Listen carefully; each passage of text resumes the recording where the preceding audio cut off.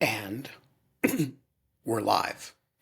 It is Thursday, November 13th, the year of our Lord 2025. It is 11 o'clock a.m. Washington, D.C. time, 8 o'clock a.m. Los Angeles time. I'm a little disoriented because of the time difference and because all my schedule is on East Coast time and I'm not on East Coast time and I can never remember whether the 3 hours goes in one direction or the other. Even though I'm 56 years old and I've had a lot of time to get used to it, and I just don't do well with time differences, which is the reason why I support universal time. It seems to me an issue we can all get behind despite our many political differences. There's no good reason why it should be a different time in Los Angeles than in Washington or New York. One time, one world, no time differences. You get on a plane, you get off a plane, it's fine. Ben, have you ever We been got a to little. India? I have never been to India, but I have been to New Zealand and other countries that have even greater time differences. Well, no, but in India, it's off by half an hour, which is incredibly disorienting. So it's like a 9.5 hour time difference, not a 9 or 10. Yeah, you see, that's just wrong, and it's morally wrong, and we should stop letting people do that. I don't mean the Indians, I mean ourselves. There is only one moment in time that is now, and there should be a label for it that is consistent wherever you are in the world. Now, This is the one new thing we popular have is front. we have a slight echo on your track. So what I'm going to ask you to do is just keep yourself muted when you're not speaking, and I will do the same, and then we will be golden. Anyway, folks, the sun is shining in Los Angeles in a hazy kind of way. The birds are chirping. It's going to be a great fucking day. And you are watching Dog Shirt TV, and it is a goddamn revolution in morning television. And one of the revolutionary features, of which there are many, is that sometimes I send uh, a blue sky message because I'm thinking of somebody individual in the world, and I don't mention him by name, but I think of, and then I send it to him, and the next thing you know, he's coming on the show to talk about it. And that's what happened today with Ben Wizner, who is not pronounced Ben Wizner despite having the W-I and the Ben in front of his name. Look, I can't help the way different communities pronounce Benjamin W-I and then the rest um, of the ACLU. And another one of the revolutionary features is that, the ongoing process of accounting for our own roles in building the monstrosity that we are now facing is one that I take seriously and I want to think about. And so I am not here to beat my chest and say it's all my fault by any means, but I am interested in the question of uh, what how we should evaluate our own, and by our own in this case, I don't mean it in a royal we. I think it's a process that everybody should be thinking about, like what did we do and argue for that was unhelpful in building the current edifice. So, with that, I will just say we are not allowed to have fun anymore, but the process of self flagellation is joyful to some. And we are allowed to have Ben Wizner to talk us through whether I am in fact responsible for all those boats blowing up in the Caribbean Sea. Welcome back to the show, Ben. Thanks for sending the BW signal to my bat cave. I didn't know whether it was me or you, but here I am. Um, I think this is a good topic. I think you can start with Justice Jackson's dissent in Korematsu, where he says, "Are we leaving a loaded weapon for someone who may be a nastier character than FDR?" And that we need to be thinking about this whenever we are acceding to some exercise of executive power, not just how is this being used right now, but how might it be used? This is sometimes sort of disparagingly dismissed as, slippery slope arguments, but then you find yourself at the bottom of that slippery slope sooner than you might have realized. And I do think that this is certainly valuable, Ben. I'm going to hit mute and let you get some things off your chest. All right, so let me get a couple of things off my chest. The first is, and I want to see if you agree with this, that there is an important principal distinction to be drawn between acting aggressively at the margins of the AUMF and blowing up civilian boats in Venezuela because with no congressional authorization, the president decides that they are engaged in drug trafficking and that fentanyl is a war and whatever the details of their rationale are. Do you agree? But I don't want to fight over the principal distinction. I just want to see if we can agree that it is possible to say, you know, I stand by everything I said, but I never signed up for this, or whether you think that in fact I did sign up for this. I think there's two different questions there. One is whether there is a principal distinction, and the other is whether you should stand by everything you said. But let's start with the first one. Yeah, of course. In the Venezuela example, we haven't even seen an effort to assert a legal basis for these strikes. It's not only that Congress has arguably not offered one, it's that even Trump administration lawyers are not asserting one. And so I obviously have my differences with Harold Koh and with David Barron and with Marty Lederman, but there were serious attempts to define a legal architecture for what was going on that arguably were connected to an overbroad congressional grant of authority. And that, on its face, as a matter of substantive law, is materially different from what we're seeing right now from Trump. But the reason why I say that this is a different question from whether you should stand by everything you said goes back to something we were discussing the last time I was on Good Morning Wittes America. And, that is that we never were able to get judicial determinations of the boundaries of these authorities. And that when we went into court in the Obama administration, we essentially were trying to get U.S. courts to do what the Israeli Supreme Court had done. Nothing radical, just say that there are complicated questions here about when extrajudicial killings can take place. In that sense, it's a much harder legal question than torture, which is always illegal. And that we thought that the courts had a role interpreting congressional authorization, interpreting international humanitarian law, interpreting federal constitutional law in the case of U.S. citizens. But the response to those lawsuits, which I believe you endorsed, although you can speak for yourself, was that these were not justiciable legal questions, and that it was a political question that should be left to Congress and the president, that we didn't have standing to be in court to raise these kinds of questions. Basically, that the courts did not need to provide those substantive answers. And that's where I think there is a line between what happened then and what's happening now, which is that we really didn't get a court to weigh in on what Harold Koh asserted, on what David Barron asserted, on what these conscientious lawyers laid out in their memos. And I do think that that has some bearing on where we are now, even though what the Trump administration is doing is, absolutely, categorically, unequivocally illegal in a different way.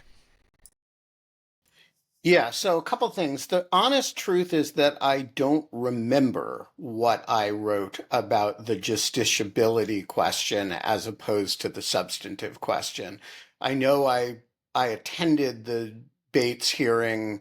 I know that I thought he would rule that it was non-justiciable and that he did, and I'm sure I didn't have a particular problem with that, but I'm not honestly sure. I could go back and look at my view of the matter was always conditioned more by the substantive law than the justiciability questions. So look, I a couple of things. The first is that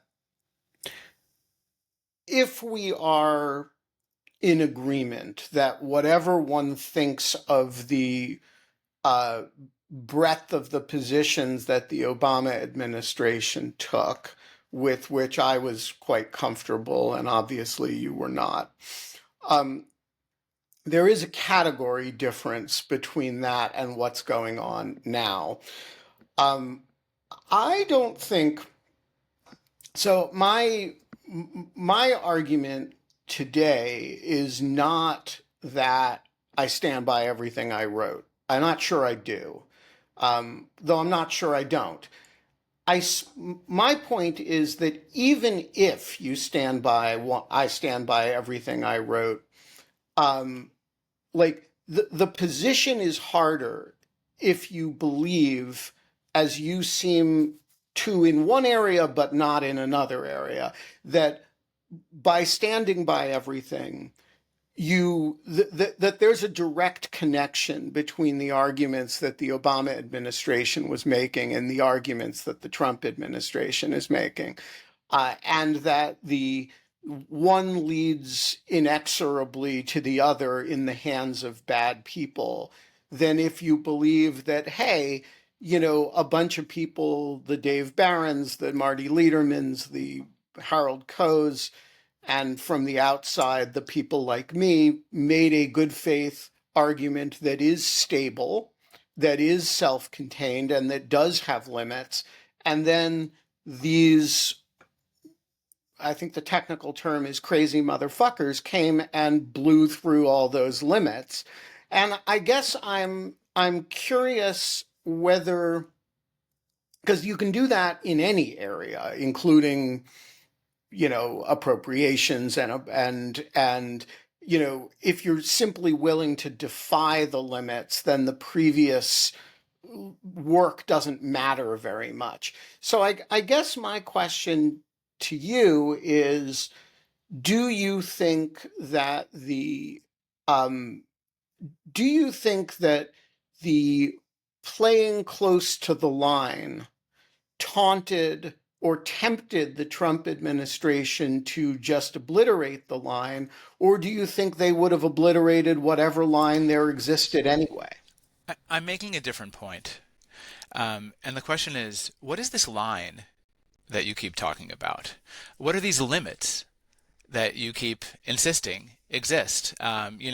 Justice Roberts, in a recent Fourth Amendment opinion, or maybe not so recent, but in the last decade, said, the framers did not fight a revolution for agency protocols.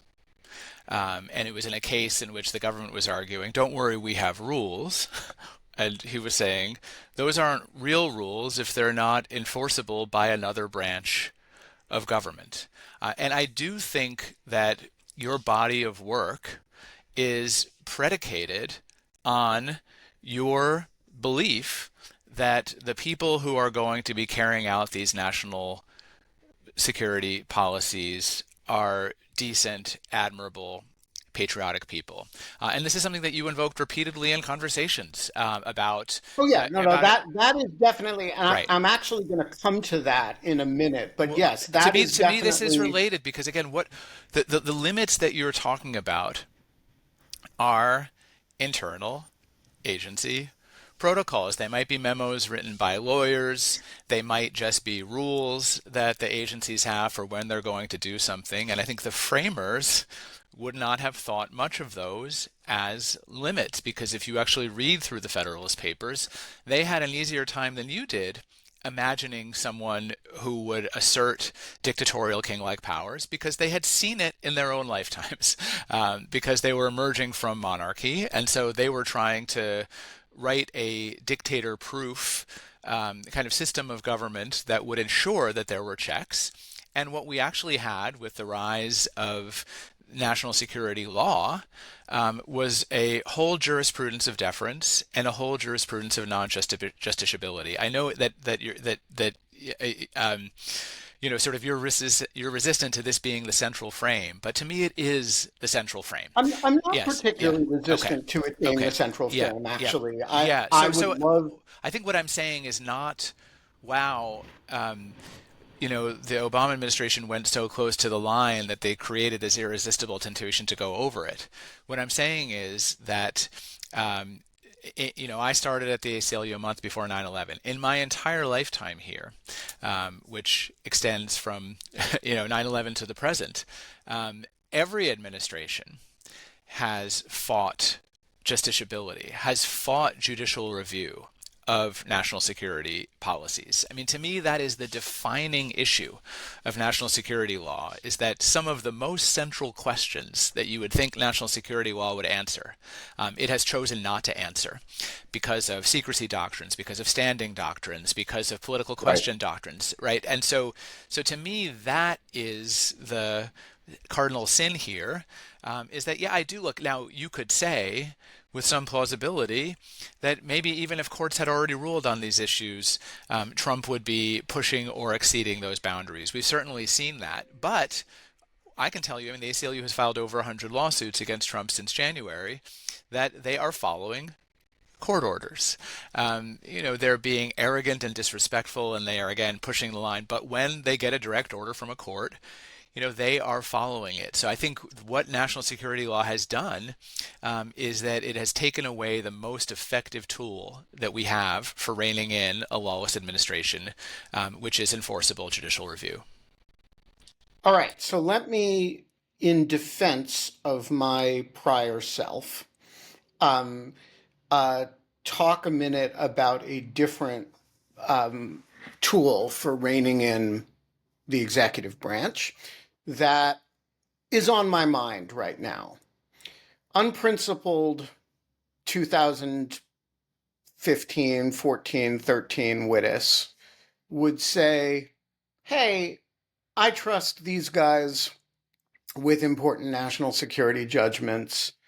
And if such time comes as we are sliding down the slippery slope, we can adjust laws and rules as need be.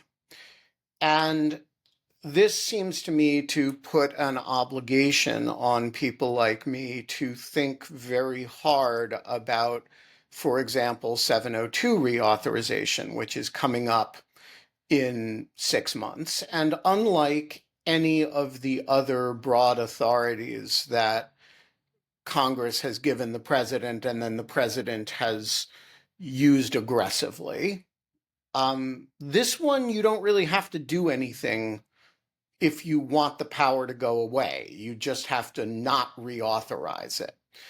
And it seems to me that, as I say this as somebody who has supported 702 aggressively, and I believe in it in the hands of the right people, I have no evidence that it has been specifically abused.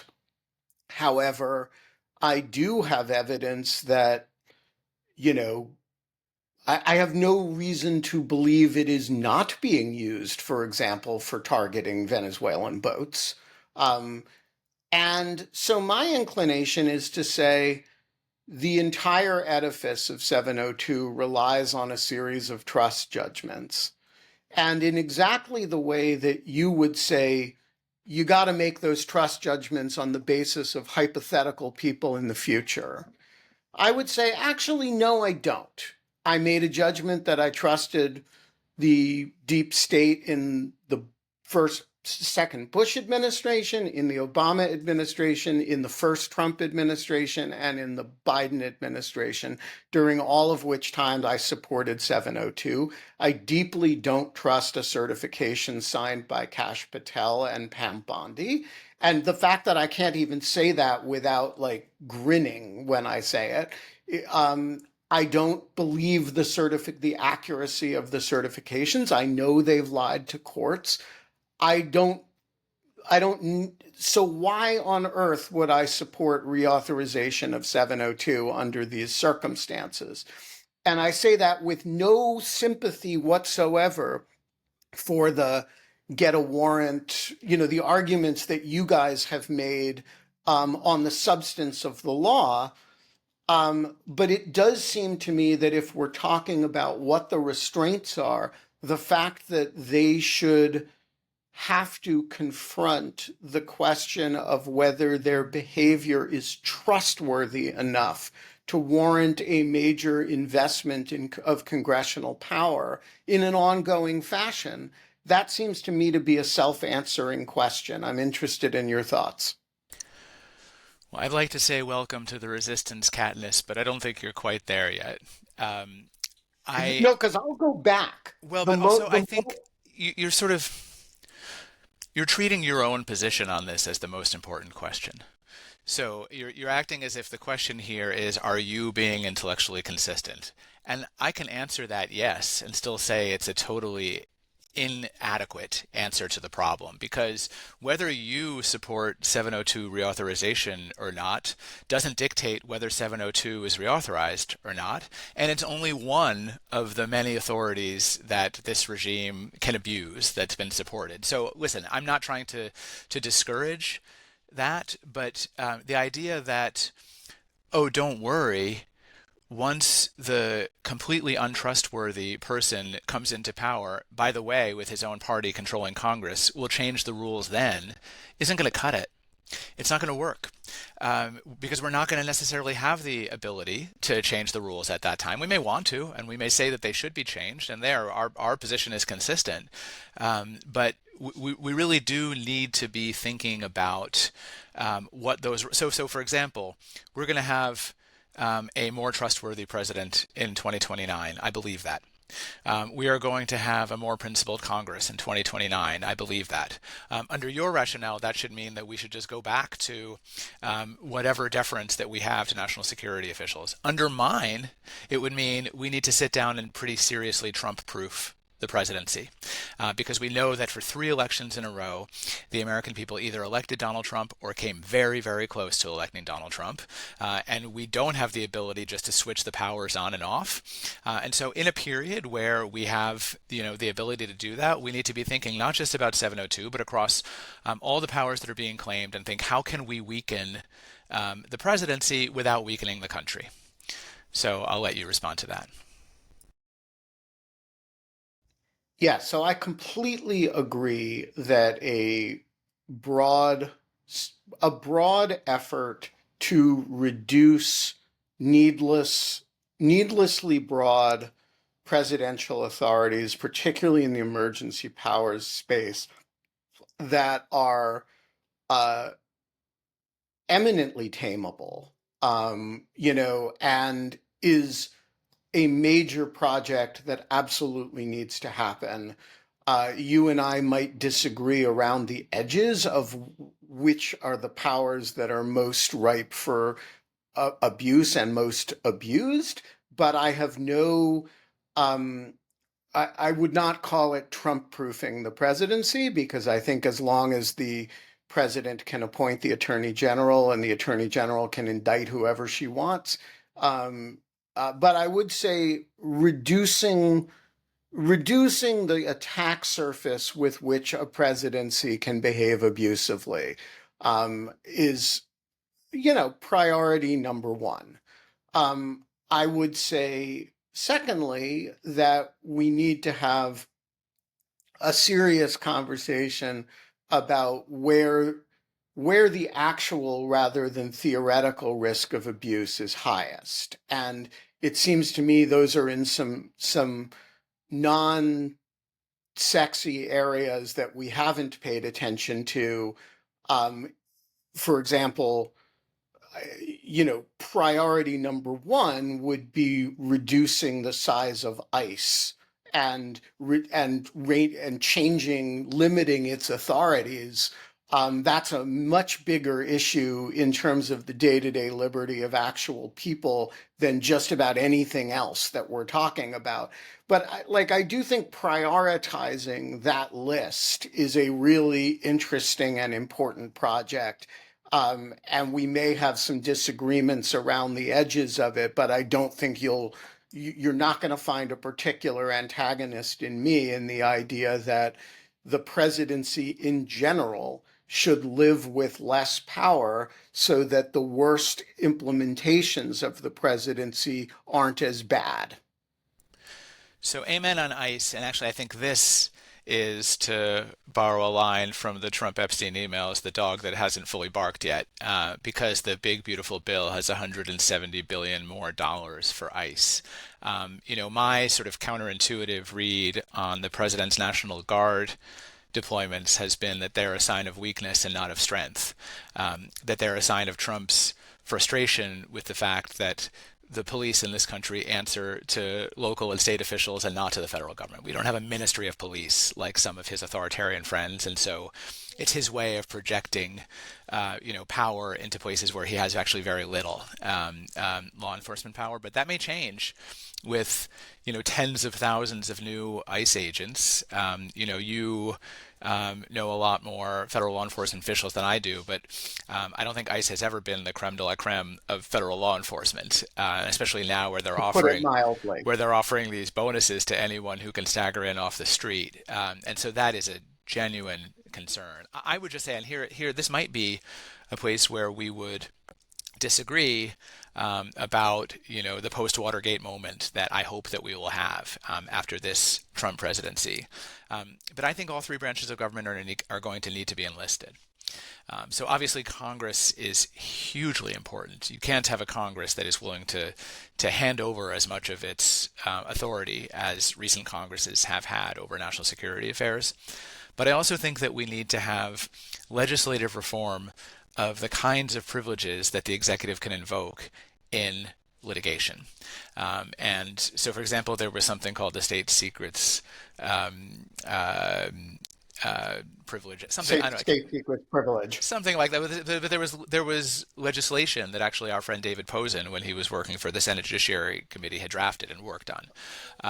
And I think we're going to need something like that. We're going to need Congress to step in and say, no, we actually want these issues to be justiciable. And, interestingly, the courts sometimes ignore that. I mean, Congress has repeatedly said, no, we actually want you in the FOIA to examine whether the national security exemptions are being properly invoked. And the courts continue to say, no, we're not experts on this. To which my response is, you're not experts in anything. You're judges. Your job is proportionality. Your job You're is to hear all generalist. sides. You're generalists. That's why we want you to do this. And so I do think that enlisting meaningful judicial review alongside meaningful congressional oversight is going to be a key feature of reining All in right. future abuses. So let's say that as a thought exercise, that I now agree with you, and we're going to operate on the premise that the risks of, instead of operating on the premise that the presidency is generally an institution to be trusted with a lot of suspicion, and we're going Can to we just start stop? Can with, we stop for 1 second here? Right? I mean, yeah. because I could understand how you might adopt that view when Harold Coe No, and I said John. No, I know, instead but of, what I don't understand is how you were able to hold that view when it was John Yoo and David Addington and Dick Cheney and Donald Rumsfeld, and we had rendition prisons and forced disappearance and massive violations of statutes and bedside scenes with James Comey and Ashcroft, and right. I mean, why didn't you slightly revise your view at that time? I mean, how did your belief in the integrity of executive branch officials um, survive those episodes? I'm just curious. Yeah, so the answer to that is simple because there was a heavy duty self-correction that happened. And, you know, like a lot of that stuff we found out about in the context of it being rectified.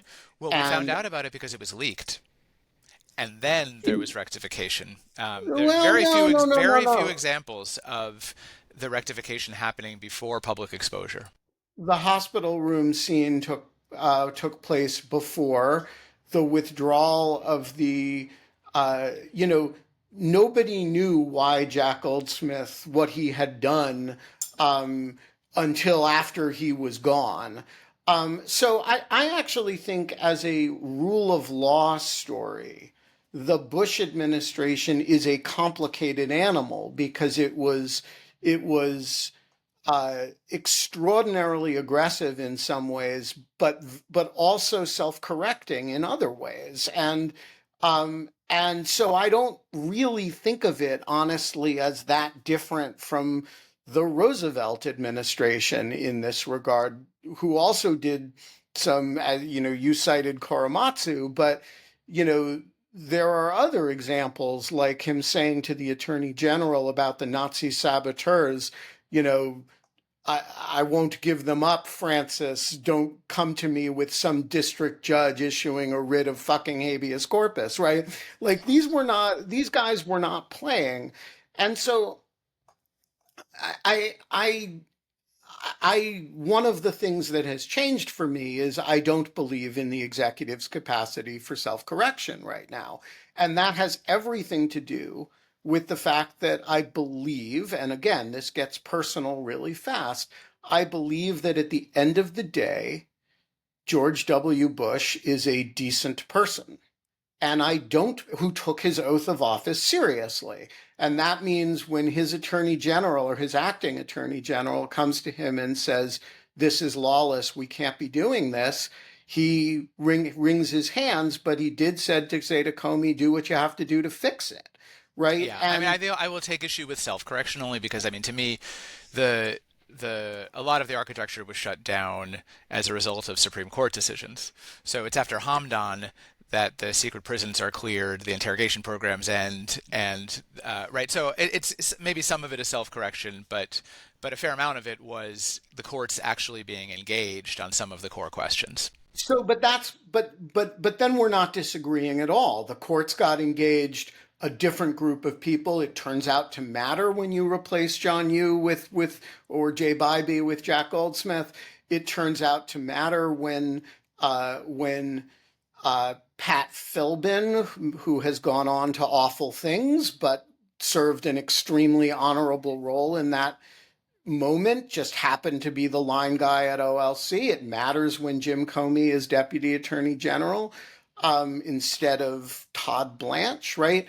These things also matter. So I'm not disagreeing with you. I'm just saying there's the Bush administration was a very complex mix of people, and the Trump administration in its second iteration, let's be honest, is not. And so my belief in the system's capacity to self correct with urgings from the court, with, you know, but all of this is taking me away from the question I wanted to ask you, which Which is is, do we prefer to emasculate the presidency in advance or no, not? no, no. I have no doubt that I prefer to emasculate the presidency right now than to risk. And let me just be clear about that. We wouldn't be having this conversation if I weren't in a place that I'm saying the presidency is going to need to take a generationally devastating bath in order to protect the country uh, from the risks of authoritarian populism and potentially from its backlash on the other side. Um, although I don't want to both sides this. I don't think they're comparable, but whatevs. Um, yeah, I think the presidency is going to have to take a hit. I'm trying to imagine the nature of the hit. And so what you're telling me is that you think the core of it is that we all become Aharon Barak and everything is justiciable and it's easy to get into court and to have national security policies challenged. Is that a fair parody of your position? Well, I mean, I think there are there's the question of which policies can be challenged, and there's the question of accountability for violations, and you could consider those separately. So, so you could, for example, say we don't want the court to play as active a role in adjudicating the policies, and still think, but nonetheless, there must be a remedy for gross misconduct. Otherwise, there's no right whatsoever. My view is if uh, this is not usurping anyone's role. This is invoking a judicial role. That if, for example, Congress authorizes the intelligence community to engage in certain kinds of surveillance, then it is in the heartland of checks and balances for us to be able to bring that grant of authority, say a provision of the Patriot Act, before a federal court and have them say whether it is lawful or not. And so you look at a case like Amnesty versus Clapper, which was decided in 2013, where we were challenging NSA authority without fully understanding its scope. Now, it Right. turned out, we learned from Snowden, that the scope was far beyond what we even alleged in that case, because the NSA was engaged in upstream surveillance, because the number of backdoor searches under 702 far outweighed anything that we could have imagined if you read Bart Gellman's reporting about this. But that we thought that we presented a question that the judiciary should answer. Four justices agreed, five disagreed, and that question wasn't answered. We ended up getting a different kind of accountability through whistleblowing and legislation that happened later. But yes, my view is that whatever substantive limitations we come up with, those need to be enacted into statute, and there needs to be a mechanism for enforcing that, and that judicial review is a key component of that. All right, so let's talk through this in some brass tacks. And I'm not trying to push you on this because I'm being cheeky. I'm trying to push you on it because I'm genuinely thinking about some structures here. A boat blows up in the water in international waters and kills non-U.S. citizens or residents only. Um, uh, who has standing to challenge programmatically the activity, the legal theory? How do you get a judicial body to look at the legal theory that we are now reading about in leaks about OLC opinions? Well, I don't want to get ahead of ourselves here, but the most straightforward mechanism is for the family of one of the people who was blown up to go into a federal court under a statute that governs death on the high seas, and to invoke the court's jurisdiction, which is conferred by statute. And then we'll find ourselves right back in the territory that we've been talking about from the Obama era litigation, where you Right. can be sure that before the Trump Justice Department answers the question whether those missile strikes were lawful, it's going to go through a whole menu of reasons for why the court shouldn't be resolving the dispute in the first place. It's going to invoke political question. It's going to invoke state secrets. It's going to invoke all of these other doctrines. But those, I'm saying, cannot be complete barriers to getting a court to answer this question, because otherwise, what does it mean when we go around complaining that these strikes have no legal basis and they're illegal, Right. right? So let me, I am aware and have written about a criminal statute that I think this strike frankly, or this category of strikes frankly violates. I am unaware of a civil statute that allows for recovery for deaths on the high seas that would because authorize you're such a not an lawsuit. you're not an admiralty expert, I but am you not need an admiral. to Is there read more such a deeply. statute? Yeah, sure, absolutely. Uh, Yeah. Again, I don't want to get too far ahead of ourselves here. I do know that there are a number of groups that have been considering how to put together a challenge like this. But yes, absolutely. And then, of course, there's other statutes that can be invoked that will be more familiar to you from the War on Terror litigation, like the Alien Tort Statute. right. But you're not That getting can anywhere under the Alien Tort Statute. with the Supreme Court hasn't been that friendly to it, but it's had a number of opportunities to basically shut down ATS litigation altogether, and it has not accepted those invitations because you do have justices on this court who are very interested in 18th century legislation and will read it literally. Okay, so help me out.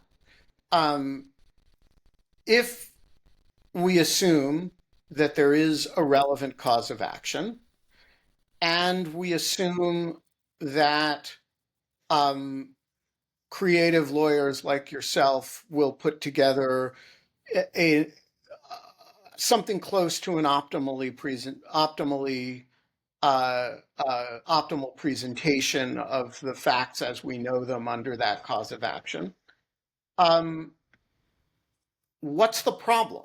Is there is the problem simply that the court will look for a way to duck it because of all these doctrines of deference, or is there an actual statutory problem that doesn't get us where we need to be on something like this?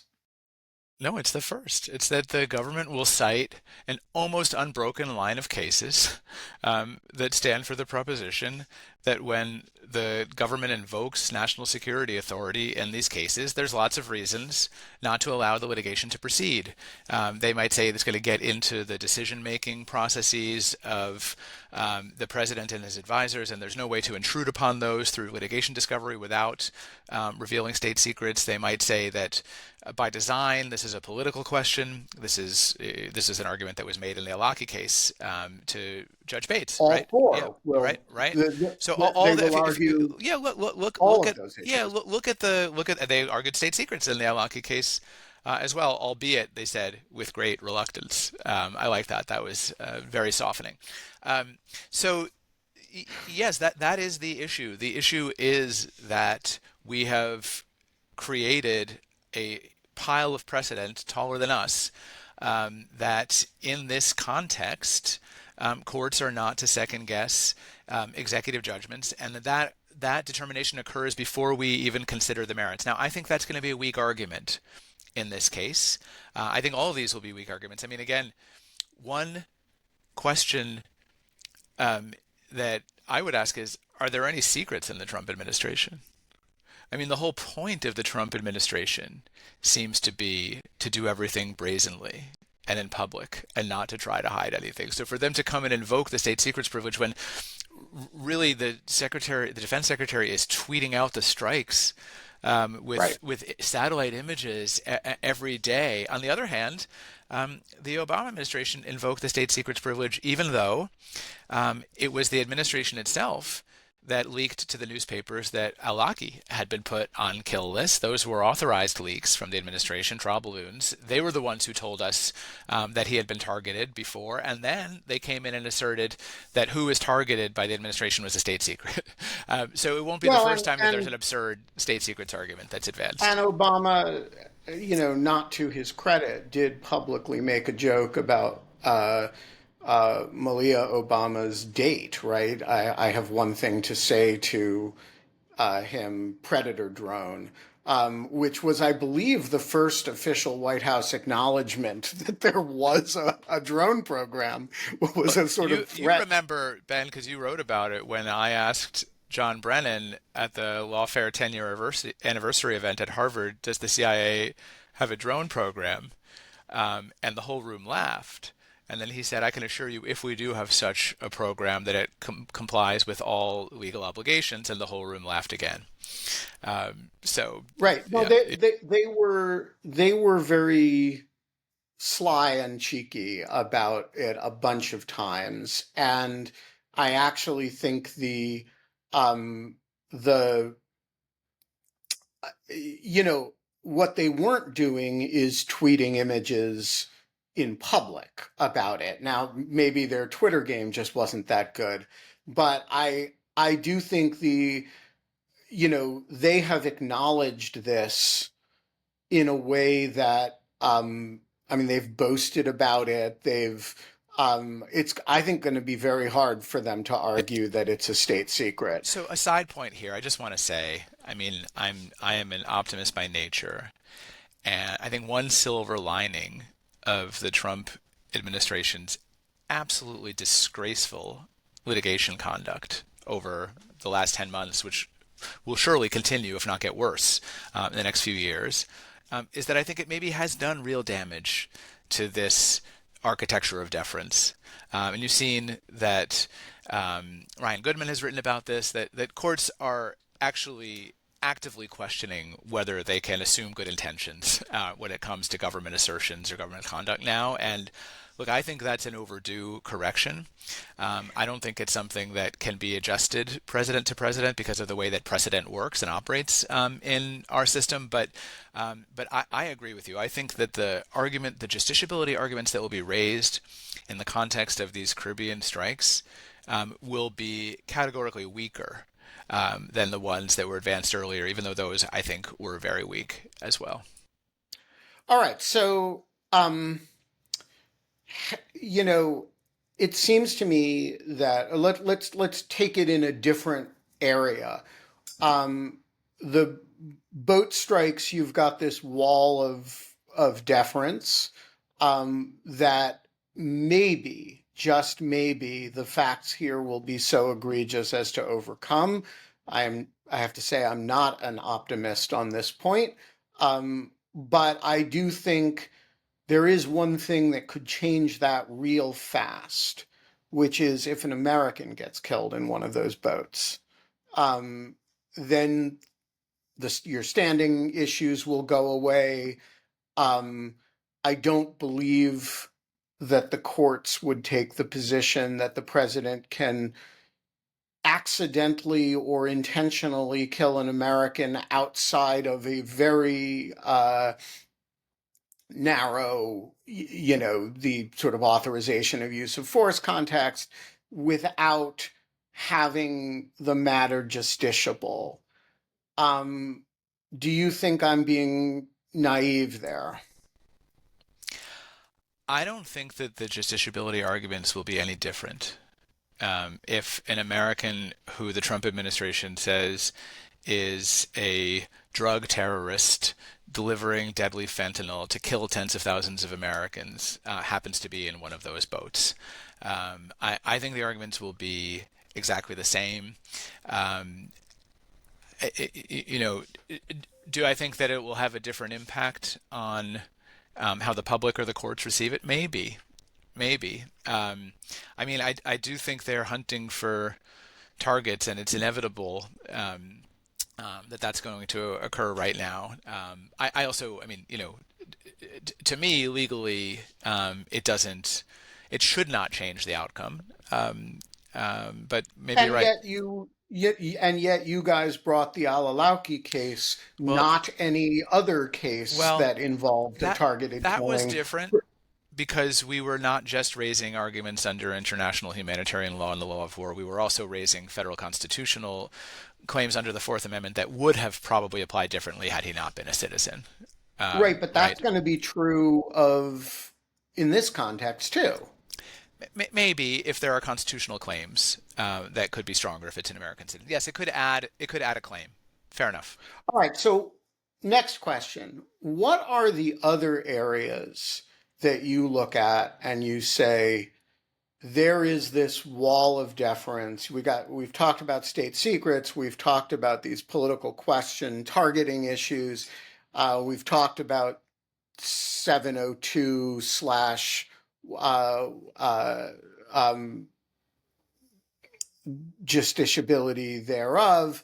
What are the other areas that you look at and you say this provides an opportunity for courts to revisit some of these deference posture issues? I think we need to revisit Bivens. And Bivens, for those who aren't lawyers, is the Supreme Court case that allows victims of constitutional violations to sue federal officials in their individual capacity for damages. And for the last 2 decades, the court has been narrowing and narrowing and narrowing and narrowing Bivens to the point where, I represented Jose Padilla, who was arrested not on a foreign battlefield but O'Hare Airport, held not in Guantanamo but in a brig in South Carolina. And when he tried to bring his claims against Rumsfeld and his jailers for the way that he was treated in a U.S. facility on U.S. soil, that case was turned away on the Bivens doctrine, on the ground that because it was a national security context, that was a special factor that militated against court jurisdiction. But I do think that we need to revive the judicial role, not just in the national security context, it's others as well. We need to have more ways of bringing cases against federal officials who clearly violate our rights. And this would have a big impact on, for example, abuses by ICE. Right. In their enforcement, if we had that mechanism that we could use. And do you see that as primarily a judicial rethinking of the contours of Bivens, which, just, I don't need to tell you, ain't gonna happen? Or do you see it as a statutory project? Well, it should be the former, but it is the latter. Because what the courts are saying, and what Judge Wilkinson said to me in the Padilla case is, if Congress wanted this to be a cause of action, Congress could make this a cause of action. Of course, that's turning Bivens on its head. The whole Right. point of Bivens is that there's no need for a cause of action created by Congress there. But that seems to be the judiciary's answer. This Supreme Court isn't going to change that. So yes, I think Congress, and this doesn't have to be a left-right issue. I certainly the libertarian right would like to see, and you see that the organization that is fighting qualified immunity more strenuously than any others is the Cato Institution, not the ACLU. Right. Right. So qualified immunity is another one of these ways that we avoid getting answers to questions. Right. So I think, to me, there's two problems when these cases get dismissed. One is that there's no remedy for a victim. That's largely a tragedy for that person. The other is a problem for all of us, which is that we're not getting a definitive judicial resolution of a very critical question, and we're leaving open the possibility of future abuses because we don't have a court saying this is illegal. So for qualified immunity, at a minimum, courts should be deciding the legal question before they decide whether the federal official is immune, so they could at least create law for future cases rather than ducking it and keeping the ball in the air and keeping that on the menu for future presidents. So I think there are And then paradoxically allowing future cases to be resolved on the basis that there's no clearly established law. So it becomes a kind of vicious circle. All right. Again, you don't need me to tell you this, but the courts, as currently constituted, are not going to undertake this project. They're only going to make it worse. And so my Wait, question can we is, talk for a second about? I mean, I'm curious what you think. We have a monumental Supreme Court term coming up. We have a few minutes, right? I don't think it's going to be a rubber stamp I don't term. either. Okay. But it's not going to increase the justiciability in the areas that you're No, talking about. no, It's it, Bivens, expanding no, Bivens isn't on the agenda. no. Thinking about creative ways to get uh But but but it might take some steps in the direction of defeating the argument that courts should not even consider particular questions because of national security claims. So, for example, the claim in the Alien Enemies Act litigation from the Trump Justice Department is that the courts don't even have a role here. The right. president declared an invasion. that's binding on the judiciary. There is complete deference that's warranted, and therefore goodbye. And the Supreme Court has already rejected that twice in the Alien Enemies Act litigation, in saying that there is a habeas corpus remedy, and then in stopping the buses and the planes a second time. And that issue is going to be before the court again this year. So I agree with you that it's not going to meaningfully move the ball on the things that you and I both think are necessary, I in particular. But I also, think that we're going to see what we haven't seen often, which is the Supreme Court saying your claim of national security doesn't win the case. Right. And the ancillary language, the dicta around that will become useful in 100 other cases. Carol, we have 5 minutes. Have I at it. may, okay, thank you. Um, I have a question about the whole history of justiciability.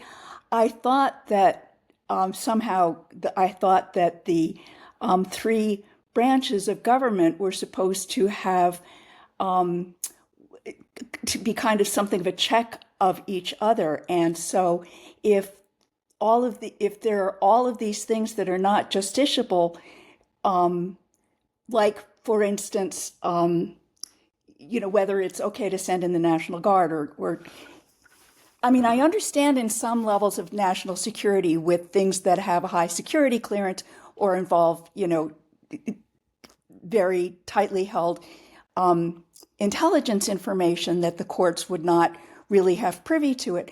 But it just seems to me, I'm just not clear about why things are left up to the judgment of the president that can't be visited in courts. And I'm just not clear on how that works. Sorry, Well, but let me give you part of the answer, and then Ben will, I'm sure, add to it. So there are certain things that the Constitution textually commits to one branch of government or another. So, for example, the president has the duty to give a State of the Union, to give information about the State of the Union. If the president showed up and shouted obscenities in Latin at Congress, there might be a legitimate question whether that counts as giving information about the State of the Union. But because it is textually committed to the president, no court would review it as to whether it complied with. That's a ridiculous example. Seemingly also less ridiculous, the pardon or a veto, right? These are things that are just the president's powers. Similarly, the courts have said that they will not have anything to say about congressional rules because the Congress has the power to make its own rules. I So the think I question, understand that. Sorry, I think I understand that basket. But it's things like the Alien Enemies Act and whether there's an invasion. I understand that some of those things, have been worked out, but there were questions there about whether or not they were justiciable. And yeah, I'm so sorry, my brain doesn't work that well. I can't think of instances where they were ruled as not justiciable that I just didn't understand why not, because what he was saying was completely different from what was obviously happening on the ground. right. So then you have these statutes that convey pretty broad authority, very broad authority in some cases. And the Alien Enemies Act is a good example of that. It is an outrageously broad authority. It was a bad idea in 1798. It remains a bad idea today. And so the question is, how broad is the authority and what are the mechanisms for review? And the court has generally said that in the national security space, when there's a grant of authority, we're going to construe it broadly because the president is the actor who does national security stuff. And so you have these very broadly worded statutes, domestic deployments, the Alien Enemies Act, a whole bunch of others, that then the court is also interpreting quite capaciously and deferring to the president as to the factual basis. And this is where I think both Ben and I would agree. I don't want to speak to him, but that there is something for him. But I think there is something extravagant about the deference that is being given to the Yeah. president, particularly where the president is engaged in flamboyantly false representations in order to establish that the predicate is met. Like, for example, that importing of fentanyl is a war, that, and so, he and I may have trouble coming up with what the right level of deference is. But I don't think we would have any trouble saying that, whether the line is here or here or here, we're out here now. So Yeah. I don't know, Ben, do you If have you want to, stuff to yeah, add to that? I have to run to an appointment, but I will just say if you want to see an example of this playing out in competing judicial opinions, the Fifth Circuit some months ago ruled against Trump on the Alien Enemies Act over a 140-page dissent from Judge Oldham, who is essentially saying, why are we even questioning the president's assertion here? And the Fifth Circuit is about to take up that case again en banc in January, I think pointlessly, because it's clearly going to be resolved by the Supreme Court. But if you want to see in an edge case what different conservative judges think about this, some saying, of Yeah. course, we're the ones who have to interpret whether the words of this statute meet the claim that's being made here, and another saying, we have no role whatsoever. Where the president says we're being invaded, and he invokes this authority, we don't get to second guess. I would take a look at that, Yeah, the dueling opinions in that case. And the majority opinion is by Judge Southwick, yeah, yeah, who is less eloquent than yes, Oldham, but has the better of the yeah. argument. We're going to Man, leave it there, Thank you. folks. let's do This it again sometime. conversation will continue. And in the meantime, folks, we're going to be back tomorrow. I don't know who the hosts are going to be. I don't know who the guests are going to be, but I'll be there. You'll be there. You know the drill. Ben, thanks for joining us. Pleasure. See you again soon.